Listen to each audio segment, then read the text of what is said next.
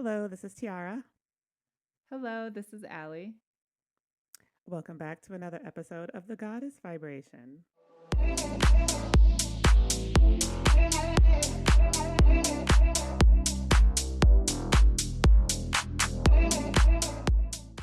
I'm so glad you guys are here.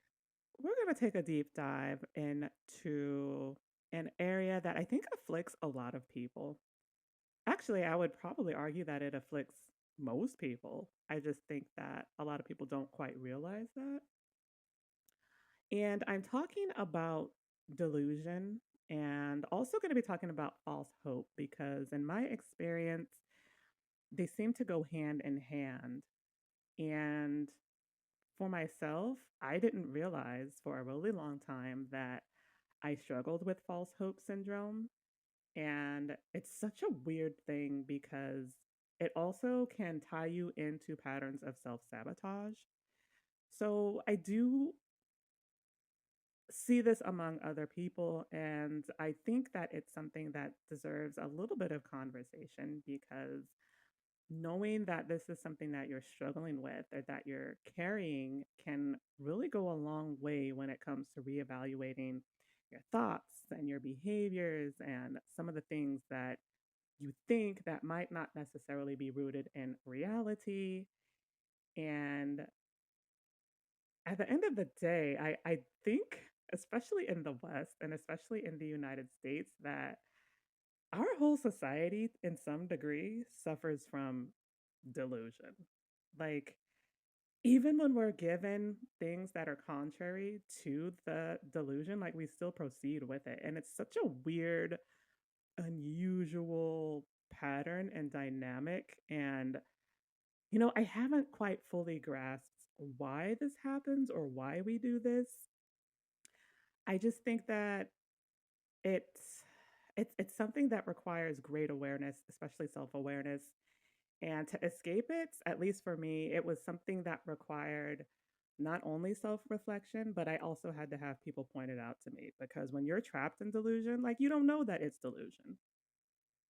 And it can become a very toxic and destructive aspect. And so I really want us to kind of tackle this a little bit because at least then if some of you guys are going through a journey of self discovery, or you're working through your shadows, or you're trying to do some deeper healing work, I'm hoping this will kind of give a little perspective when it comes to beliefs that you might be carrying that aren't rooted in reality. It's interesting that you have to say that you needed people to point it out for you. And I'm not actually disagreeing with that because I am actually the one who has been able to kind of be a second set of eyes for Tiara because I've had many people in my life who were my second eyes and kind of were my mirrors and triggered the shit out of me m- over multiple times in my lifetime. And going back to our last episode when we were kind of talking about like finding the beauty in triggers because a lot of people see it as a very like negative thing, and society has shifted. And I have said it once, I'm going to say it again. We have shifted to this very sensitive, afraid to speak up, walking on eggshells kind of culture where like our free speech is slowly dwindling, it is being taken away. And I mean, the writing's on the wall with what's going on in the United States with this TikTok ban going on. It's like, there's a lot of power. I'm not saying social media is not toxic. There's a lot of toxicity on social media, but there's also a lot of power.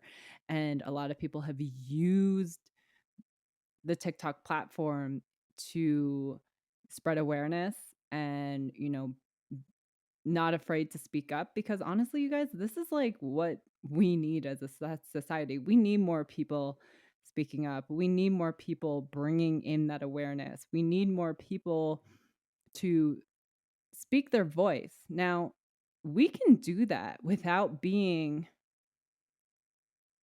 so triggering. I mean, like obviously everyone has their own response. So, you can't please everyone. Like, I get that. We're not going to please everyone. Not everyone's going to agree with us. Not everyone's going to like what we have to say. And that's okay. But we need to spread this awareness. We need to have these open and honest conversations because without them, we're just going to kind of stay in this continued state of delusion and false hope and not shift and be continue to have all this anxiety and continue to have all the stress and basically continue to be unhappy. Agreed. And one of the things I dealt with for a really long time and still do to some degree is this false hope notion, or depending on, where you go to look up this information, some places call it false hope syndrome. And basically it's this thing that we often do when we repeatedly believe in unrealistic expectations, but we cling to them because they give us a sense of control and optimism. And I'm convinced this is some type of trauma response because part of me wonders if we get into these type of cycles because we came up in an environment where we weren't given much hope, or maybe our hopes were dashed or they were squashed, or maybe you came up in an environment where your dreams weren't supported. And so I think after a while your mind is kind of, as a coping mechanism, develops these unrealistic expectations, but then you place them upon yourself, and you place those expectations upon yourself repeatedly over and over again, and you end up failing each and every time. So I know for me, I've had multiple business endeavors and multiple business dreams and goals. And we've talked about this before in other episodes about how they've never really got off the ground. I struggled with imposter energy, imposter syndrome. That was part of the reason why. But I often had like these expectations of myself that were completely insane, right? So, like, especially when it came to social media, sometimes if I had an account and I was trying to promote, I would say to myself, I'm looking to get this many followers in this amount of time. Like, that's my goal. And it might be something crazy, like, oh, I'm hoping to get 1,000 followers in a month. If I don't get 1,000 followers in a month, you know what? This isn't worth my time. This is a failure and I'm going to end everything. Like, that was the kind of stuff that I would do to myself. And I would do it over and over and over again with like different aspects and different elements. So, if I didn't have so many clients within a specific period of time, then it wasn't worth my time and energy. And that was a waste. And why am I doing this? And this is silly and stupid. And what was I thinking? And to me, all of that was completely reasonable. Like, it made total sense. Like, yeah, I need to have some type of goals, right? Like, everyone has goals. Like, why would I not have goals for this aspiration? I need a barometer of success in some way. Like, why would I not have that? And so, what I didn't realize was that what I was expecting of myself and the expectations were completely unrealistic.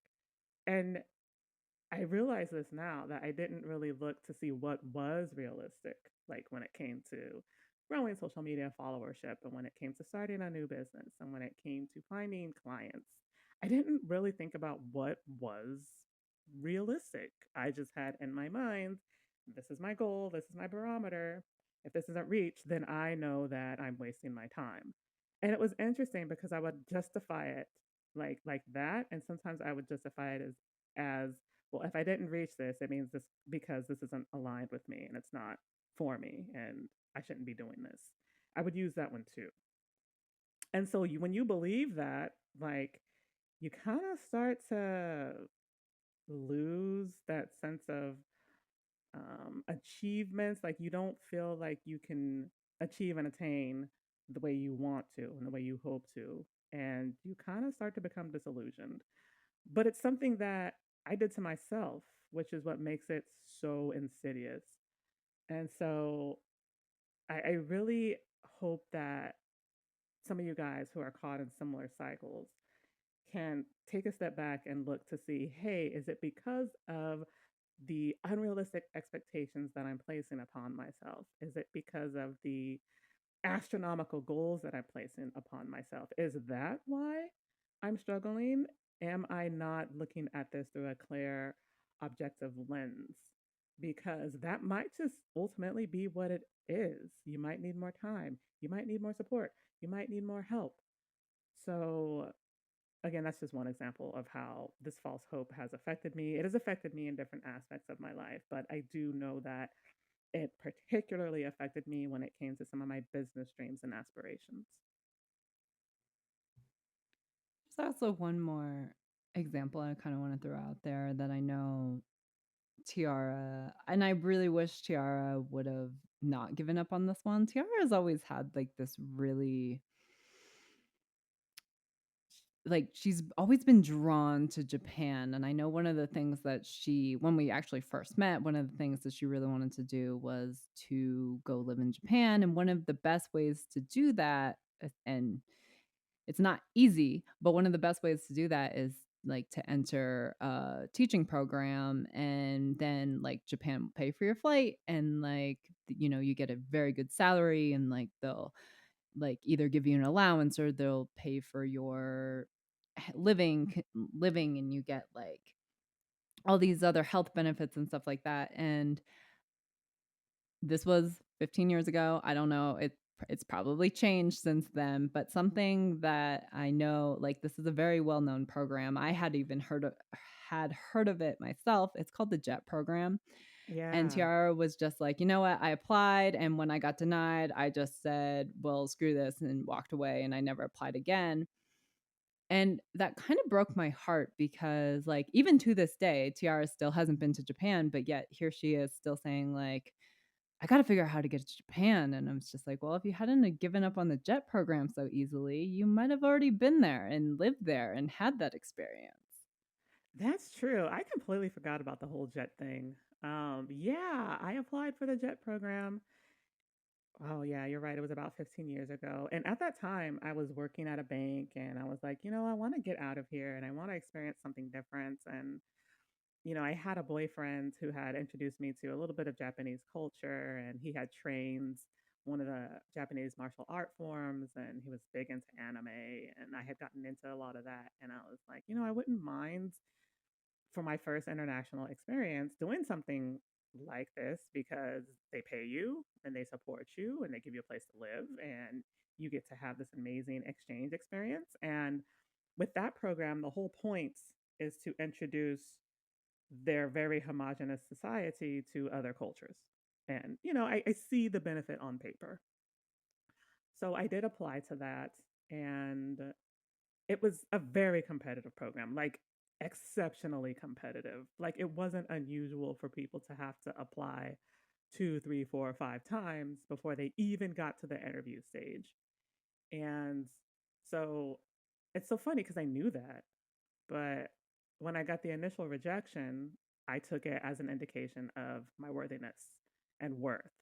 And so I was like, okay, well, like clearly this isn't for me. What was I thinking by thinking I could do something like this? And then I walked away from it.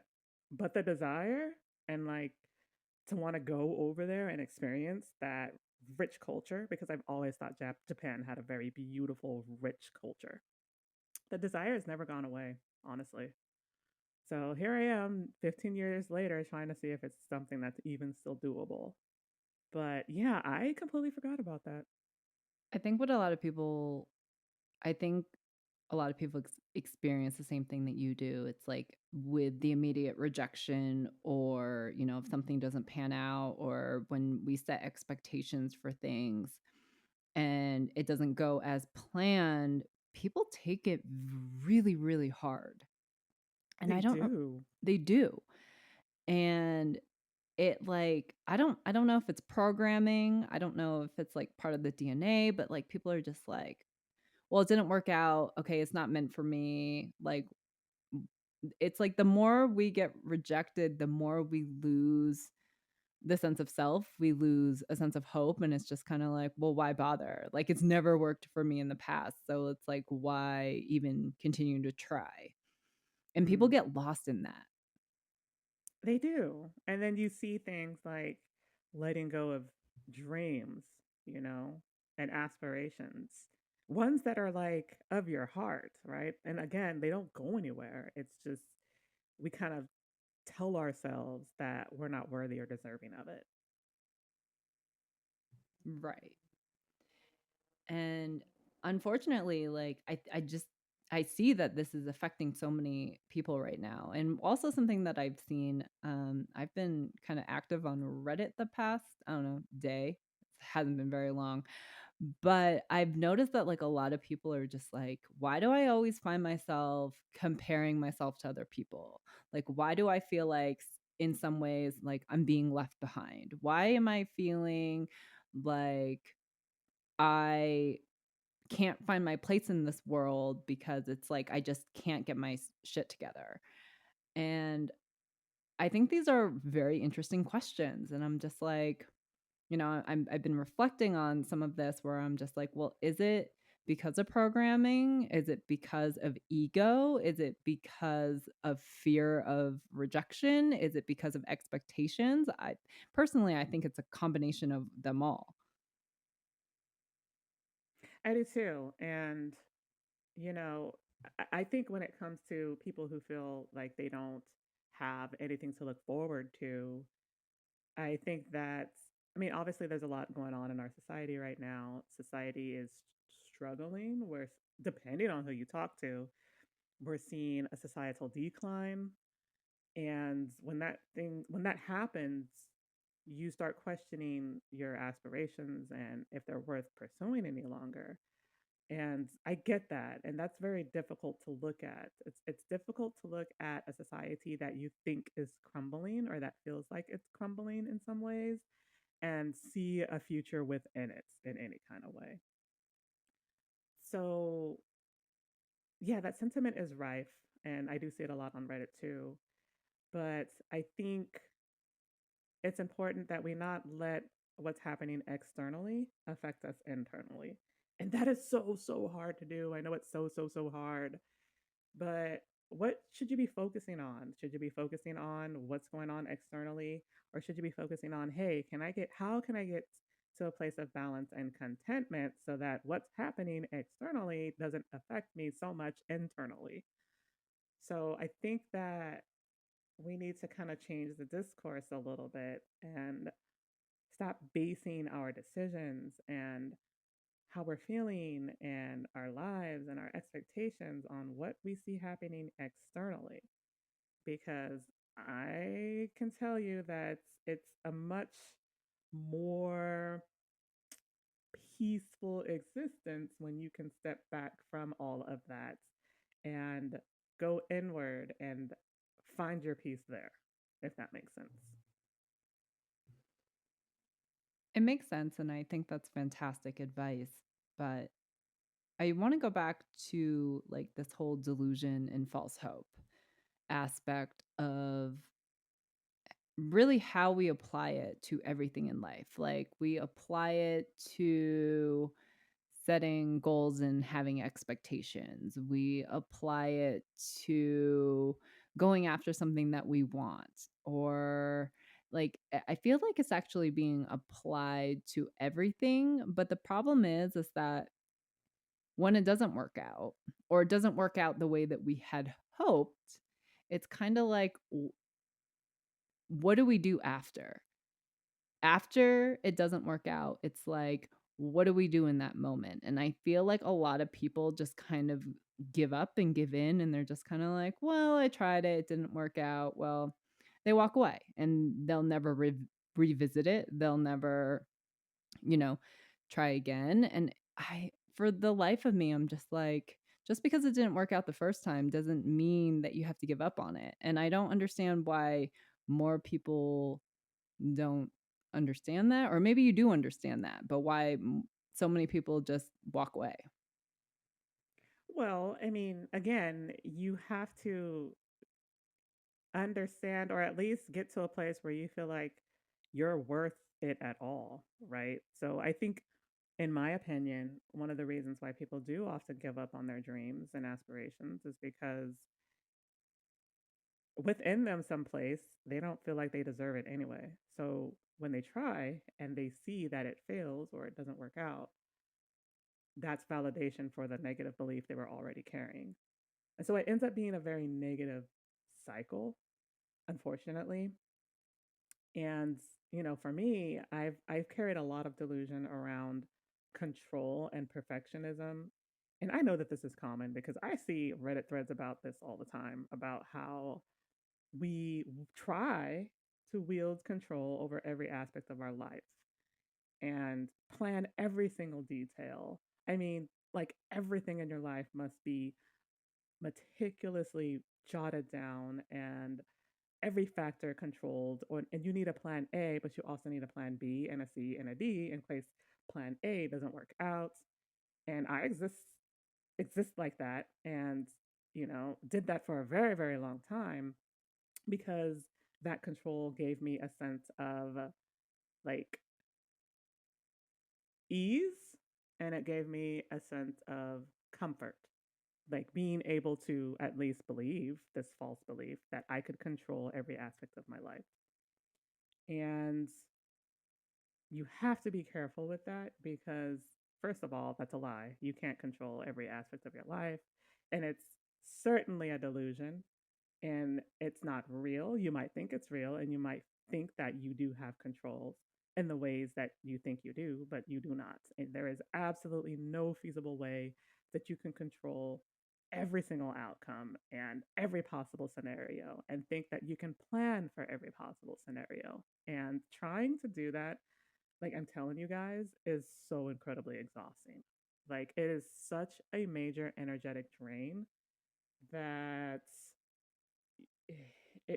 it's not just that, but it also feeds anxiety because for me, like I was never really fully certain that I had factored in every single potential scenario and outcome, and that gave me anxiety. And it's like so unnecessary, and it's so self-destructive, and it's it's crazy that our mind can do that to us. And it took a lot of energy for me to even get to a place where I recognized that I was doing that, and Ali was a big component of that because I didn't realize the extent of it.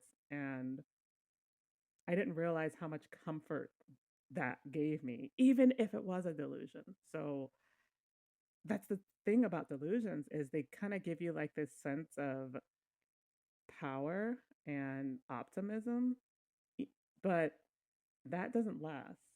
And all you're really doing is setting yourself up to be anxious and nervous and on edge and restless because your body knows that it's not possible and that it's not a realistic way to live, if that makes sense. And all the emotion tied to that just kind of sits there, making you more anxious.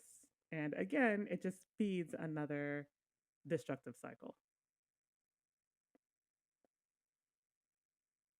It absolutely does do all of that. The thing about control is that a lot of people actually not only try to control everything within themselves and they can try to control their environment, but I have seen it go as far as trying to control other people. Oh, yeah. It's like people just have it, and I get that. Like people form control issues because fear of the unknown. They're just like, okay, so if I can come up with every permutation, if I can come up with every strategy, if I have, A B C D E F G there, then I'm good. It's like you Yeah. don't have to it's not it's like it gives you a sense of comfort, like you said. It's just like, oh, okay, so I have like 7 scenarios played out, and as long as it goes in one of these scenarios, I'm good.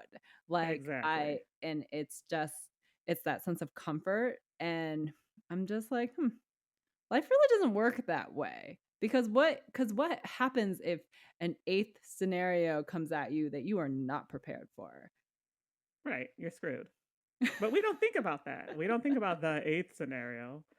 It's just like your mind, and it's such an energetic waste. It But your is. It's a mind, huge energetic oh waste. my gosh. But your mind thinks about as many scenarios as it can, and that you were even able to do that, I know for me, gave me a sense of accomplishment. I was like, all right, I got everything squared away. Like, I've got every potential scenario mapped out. Like, I'm good. But it's so crazy because it never got rid of the anxiety. Like, the anxiety was No. still always there. So I actually had a lot of control issues. I mean, for me, it was obviously based on trauma. And I know that a lot of my control issues were based solely on trauma and a lot of the things that I had experienced and gone through. And it wasn't really until like my last relationship that, he was really able to showcase the amount of anxiety that I actually was carrying and the amount of control that I truly had. And I wasn't so much about like controlling him. It was more like I just needed to control myself and I needed to like protect myself because like my circumstances when I was younger, I did not feel safe. I did not feel protected. And that's really when the control started to form because it's like if you don't feel safe in your environment, if you don't feel safe in your everyday life, that's when that's when you build this sense of this is when your ego takes over and you're just like, okay, so the only way that I know how to survive this is control as much as I am able to, meaning controlling my emotions, controlling my environment, controlling how I act, controlling, playing out scenarios. Okay, like if this happens at school tomorrow, then what are you going to do? What's your escape plan? If this happens in everyday life, it's like, what am I going to do? What's my escape plan to make yourself feel comfortable? But Tiara is right. We do carry a ton of anxiety that comes with that because it's like, I always knew it didn't matter how many permutations and scenarios I had played out in my mind. A part of me always knew, and I'm pretty sure this is where the anxiety comes from, is, well, what if I miss something? Then what? Exactly. And that is really unsettling. So, like, there was this game that my ex boyfriend and I used to play where it's like, he was just like, okay, so tell me something that you actually think that you're in control of. And then I'm going to explain to you how you have absolutely no control over that. Now, it was a game that I really did not enjoy at first, but then I actually ended up loving it because it gave me the perspective that I really needed to realize that control is it's just an illusion, just like fear is just an illusion. And it was really through this little game that we used to play where I was just like, oh, okay. And I realized that like my anxiety started to go down. I also realized that like I started to see more clearly. My anxiety started to go down and I was able to release and surrender that sense of control because I finally was able to like reprogram and like tell my own system, my neuron system, that like, you know what? You actually don't have control because control is just an illusion and anything can happen. And the best way to live life is to surrender that control and learn how to go with the flow and learn how to accept and deal with scenarios as they come up because all these all this time and energy that you are spending like worrying about certain things happening may never freaking happen. And like being able to release that and being able to just find inner peace, best thing that has ever happened to me. I'm sorry. Can you tell me more about this game? Like, is it a board game or it's just like a thing Yeah, that you and him did that it was was just just a like, oh, thing him and I did. oh, okay. I was just like, wait, which game is this? Is this, can I find this at Toys R Us or wherever you go, Amazon? No, it's actually no, it was just something that I think it's actually something that him and his dad used to do, I think. Oh, that's interesting. And yeah, he was just, it was something that he and I used to do. And it was honestly the best thing ever for me. That's incredible. Yeah. And Ali's absolutely right that it's when you can surrender, it lifts a weight off of you. Now, I haven't fully gotten there and I still have fears I'm working through, but I hope I can get there someday. And, we were talking about control, but another one that has affected me quite heavily is perfectionism, which is also a delusion because there's no such thing as perfect. But I realized that as a kid, that the notion of perfection was something that was reinforced in me time and time again. And it was when I was in middle school. I was at a private middle school and I was on a basketball team. So, I mean, it was just like we were sixth, seventh, eighth grade. So our team was actually really, really good. Now, I was a very tall, lanky kid, and I didn't really care for sports, but I always got the, oh my gosh, you're so tall. You should play basketball or volleyball. For whatever reason, it always ended up being basketball most of the time when people said this to me. So I was like, all right, whatever. Let me just try this crap. So I tried it and I hated it, right? I hated it. But it gave me something to do.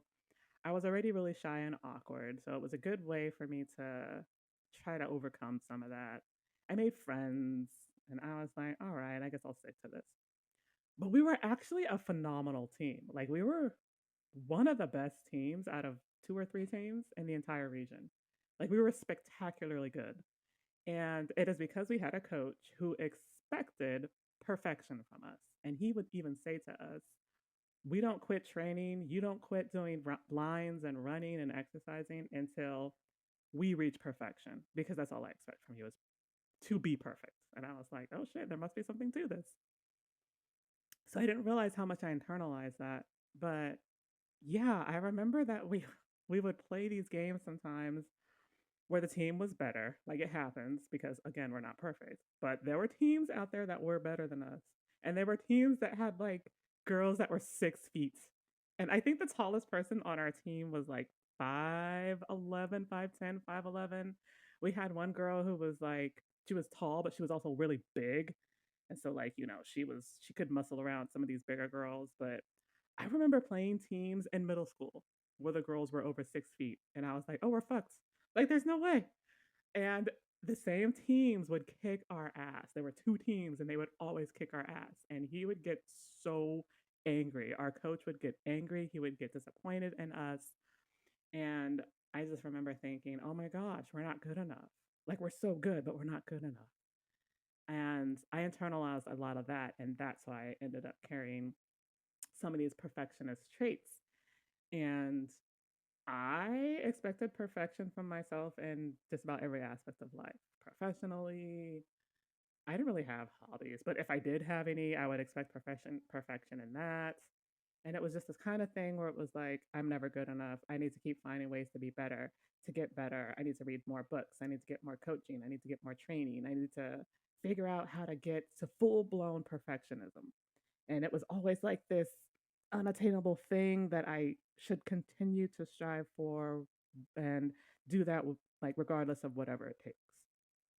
Which of course ended up being very destructive and it created a lot of delusions around myself and made it even harder for me to see my flaws because now you have to pierce through that delusion of perfectionism.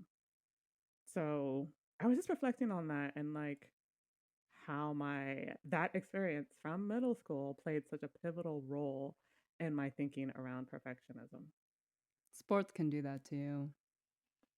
I didn't realize that. I didn't realize that it could to that extent, honestly. But I could definitely see that doing something like that to many other people, especially if you had a coach that was like that and like pushed you to the limit. Like, I mean, our coach pushed us to the limit and we were fantastic because of it. So in my mind, I was like, well, this pays off, right? Like we're being pushed to the point of vomiting, but it's working. And we're like one of the best teams in the region. Like you can't argue that, right? And I didn't argue that. And we didn't argue that. We were like, yeah, thank you, coach. Please drive us further so that we can be more perfect. Yeah, sports is definitely, like there's a lot of benefits, but there's definitely some cons, especially like when you get up into those higher levels or like when you're trying to be a championship team and like, it's very grueling actually. And, I was a gymnast when I was a kid, and I'm just telling you, like, you are actually scored on how perfect you can be. And I would say that for me, like a lot of my perfectionism, it probably did come from sports. I haven't reflected so much on that, but I could definitely see that as a possibility. But I know for me, like a lot of my perfectionism came from the fact that I wrapped my self worth in perfectionism. Like for me, it was like, well, if I thrive to be the best at something, or if I can dominate in something, then, like for me, it was like, you're going to be respected. And I think that was my trauma around perfection, was the fact that like I didn't feel safe when I was younger and I didn't really feel respected as like a respected person. So I was just like, well, if I work really hard and if I become great at something or if I become number one at something, then I tied a lot of my self worth into, the affirmations and the praise and being respected and finally being noticed. Yeah, and I did a lot of that too, and I think it came from similar things. Like I think it came from wanting to be more respected because, again, I was a very awkward, lanky kid in middle school and I was bullied. I wasn't respected, but I wanted that respect. And I think that that's another reason why I internalized so heavily was because, like, hey, if I can get really good at this or anything, will I get that respect that I'm so wanting and craving that I haven't received elsewhere? And yeah, perfectionism was also for me, same thing. It was a really big, important part of my worth. And I tied my worth into that delusion of perfection. And I think that that's actually quite common. I think that especially the high achievers. Like if you're a high achiever, you're a type A and you're just a huge go-getter, like I think a lot of those individuals carry some aspect of perfectionism need or carry at least at some level that need to be perfect. And I mean, when I say it drove like everything, it was like even with work in the professional setting, like my work needed to be spotless. Like I'm double checking everything and I'm running it through, spell check filters, or I'm, giving it multiple glances before it gets submitted, before it gets sent. And if there's one criticism, then that means that it's an indication of my low worth. Like it was such a very unhealthy thing to carry. And anything that challenges it will send you spiraling. And for me, I mentally spiraled often and I ruminated a lot. And so if anything would trigger anything that challenged my worth, that's what would happen to me. And so again, it just ended up being another very insidious cycle. Oh, and it absolutely is. And, that's another thing that I have worked very hard on reprogramming. And, I would say that I have just been very fortunate with the people who I've met who have really contributed a lot to my journey and my healing process. Um, you know, Oftentimes, like Tiara and I will state that, the healing journey, it is unique to everyone. And like no two scenarios are going to be exactly the same because we are unique individuals. We're complex individuals who have our own processes and our own perceptions and our own way of dealing with things. But there are commonalities among us. Like, even though Tiara and I have both been bullied, you know, we internalize those differently and it shows differently, just as an example to show or to state or showcase. the fact that even though like we were both bullied, it's like it even though there's similarities among us, we still put our own perceptions and our own processes to kind of what happened in our childhood. And that goes for everyone. And I think what a lot of people don't understand is that like even though there are commonalities, every person's journey is going to be unique to them regardless of the commonalities. But what's great is that if you're open and willing, like you will meet people along this journey who are those mirrors, who will trigger you, who are actually there to like help assist you in your journey. And it takes a lot of mental fortitude to be able to recognize that, like despite, you know, someone putting up that mirror and making you look at yourself. Not always pleasant or fun, but it's like once you can get past that initial like annoyance, frustration, that initial like, why are you here? Go away.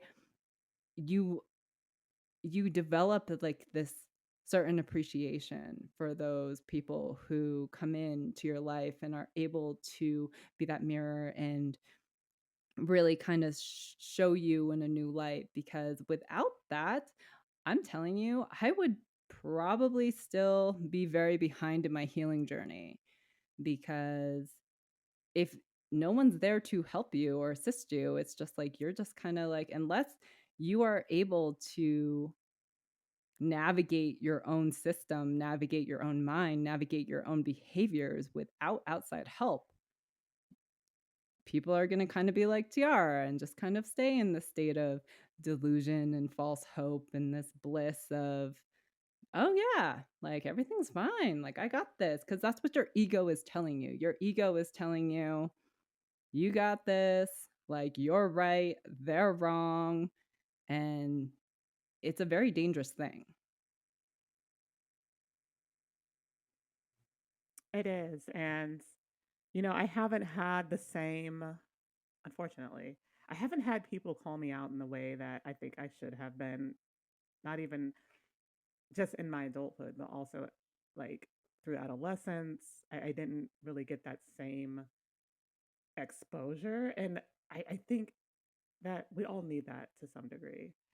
The only reason why I'm anywhere where I am now is because of Ali, and thanks to her support and the support of the gods and the archangels is the only reason why I am where I am right now. But, if you don't have that, I know a lot of people do not have that. If you don't have that, then it's going to require like some type of desire to want to improve. And I would say that if you're working with like a therapist or a counselor and they're a good therapist or counselor, that's a good avenue to at least explore some of these things. Now, that's not to say that the counselor might even know that or pick up on that. And I know a lot of people can't afford that, but there are other things that you can do. Like there are books. I read a lot of books when I was getting started on my journey, and I was just starting to get to the ones that were talking about changing like the brain, like neuroplasticity, and being able to change your thinking patterns and your behaviors. And those are so, so, so valuable. Like the books that talk about retraining the brain or retraining the mind are very powerful and very helpful. So if you're feeling like you're curious about whether you might be stuck in some type of false hope syndrome or delusion or patterns, look at some of these books that can help you to not only just see the pattern, but change the thinking, change the behavior, retrain the brain, and create more healthy connections because that will at least point you in a direction. I haven't read as many self help books, so I really can't speak on this. But I definitely know a lot of people who read them and swear by them. I definitely think that there's like good advice. I mean, obviously, there has to be good advice in them or people wouldn't be praising them the way that they do. But Tiara's right. If you don't have a lot of money, books is a great avenue to start, but it's not going to replace like that physical connection, the person that, like a person that can really like talk you through it or walk you through it or vent or whatever. So it is really important that like some everyone should have someone, just someone that they can like talk to or bounce ideas off of or just say like I actually had a friend say to me the other day like, "Hey, can I get your opinion on this? And like I would really appreciate it if you would be honest with me." And so I gave them my honest opinion and they were just like, "You know what? Like, thank you."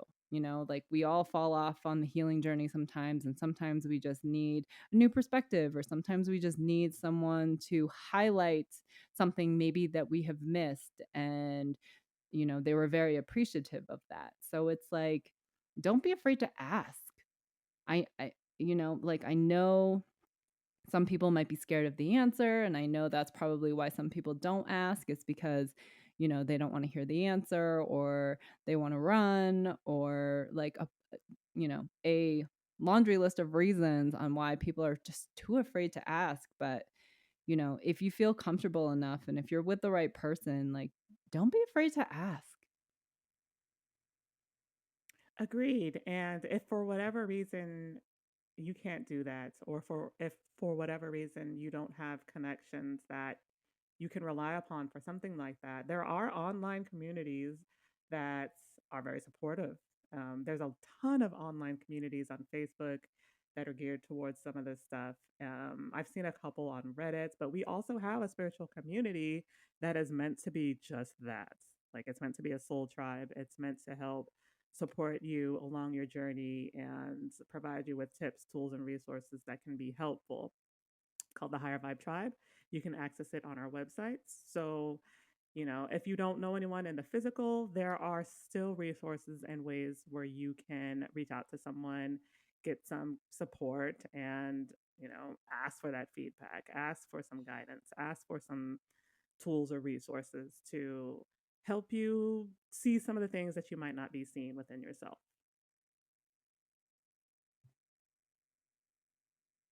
Yes, Tiara, thank you so much for plugging the community. I was actually going to get there. But I mean, this is actually why we have decided to do the community, because like we recognize that there is a need for it. It's just obviously spreading the word and, help have people find us, because with marketing and algorithms and our little niche market that we have, I mean, it's just difficult. It's an uphill battle, especially because the Matrix really doesn't like spirituality for obvious reasons.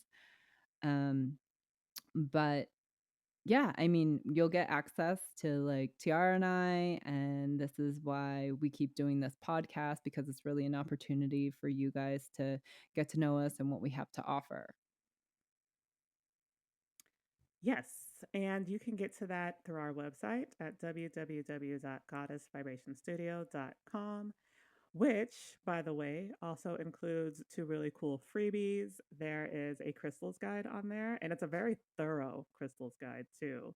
And it's easy to read, easy to follow. You can use it to activate your crystals, make your crystals work for you in a way that you probably haven't been able to before.